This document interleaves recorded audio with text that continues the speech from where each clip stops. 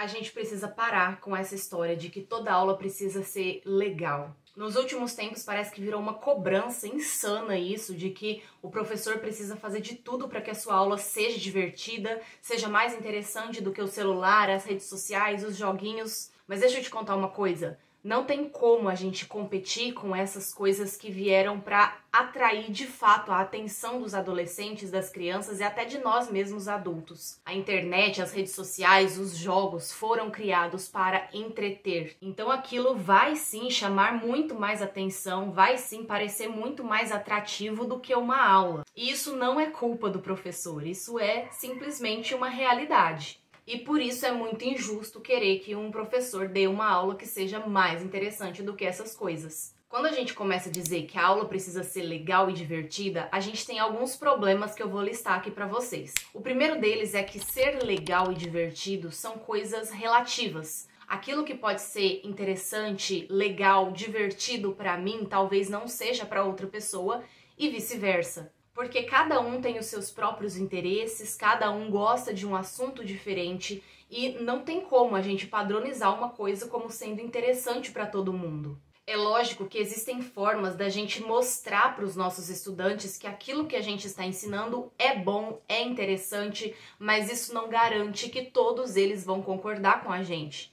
Agora, o que precisa ser feito não só por nós profissionais da educação é uma conscientização de que, mesmo que tal assunto não pareça interessante para mim, eu preciso entender que talvez ele seja sim importante e eu preciso dele. Afinal de contas, até mesmo na nossa vida, não é sempre que a gente vai lidar só com coisas que sejam do nosso interesse e do nosso agrado.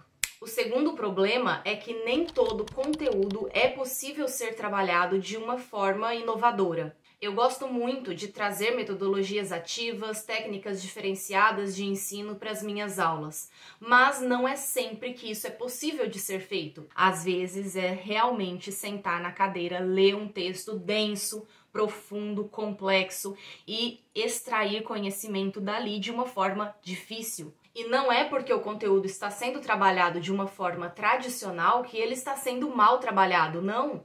É só uma forma de trazer um tema para uma aula, assim como uma metodologia ativa também seria uma forma de trazer esse tema para a aula. Um não é melhor do que o outro, um não anula o outro, a gente só precisa saber muito bem que existem momentos que dá para usar cada um deles. O terceiro ponto que eu quero trazer aqui se alinha muito com o segundo, porque assim como nem todo conteúdo é possível de ser trabalhado de uma forma diferenciada, nem todo professor gosta de trazer essas metodologias diferentes para a sua aula, e tá tudo bem. Cada profissional tem o seu jeito de trabalhar, cada profissional tem o seu perfil e ninguém é obrigado a utilizar as mesmas metodologias que todo mundo. Ninguém é obrigado a fazer dinâmicas, ninguém é obrigado a fazer jogos, brincadeiras, atividades lúdicas dentro da sala de aula. E talvez aqui venha o maior problema que eu tenho visto sobre essa cobrança excessiva na questão de que a aula precisa ser muito interessante, você precisa chamar a atenção do seu aluno.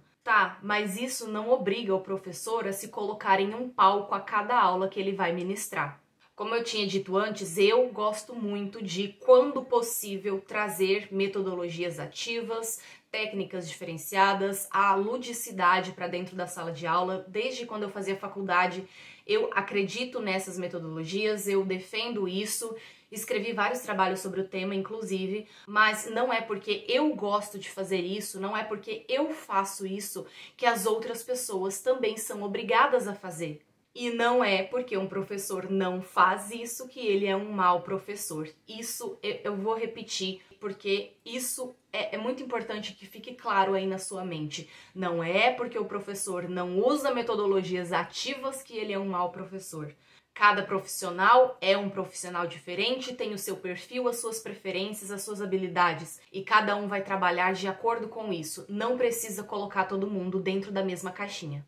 Por último, e não menos importante, para fechar com tudo isso que eu falei até agora, a gente precisa, de uma vez por todas, colocar na cabeça, compreender e aceitar que aprender é um processo desafiador. Nem sempre vai ser legal, nem sempre vai ser divertido, nem sempre vai ser leve. É claro que quando é possível se tornar um processo mais leve, é muito melhor.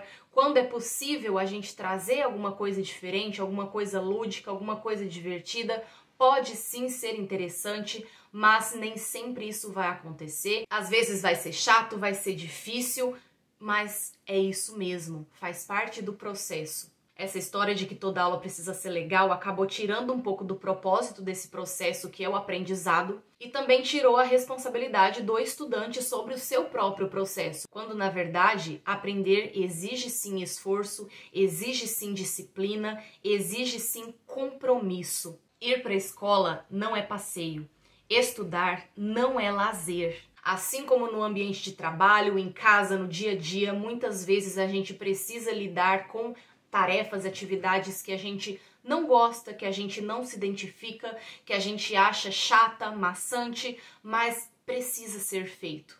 E essa responsabilidade precisa ser devolvida para quem estuda, porque não adianta o professor dar a melhor aula do mundo. Se o estudante não faz a sua parte, esse processo é todo em vão. Me conta aqui nos comentários o que você pensa sobre isso e vamos discutir.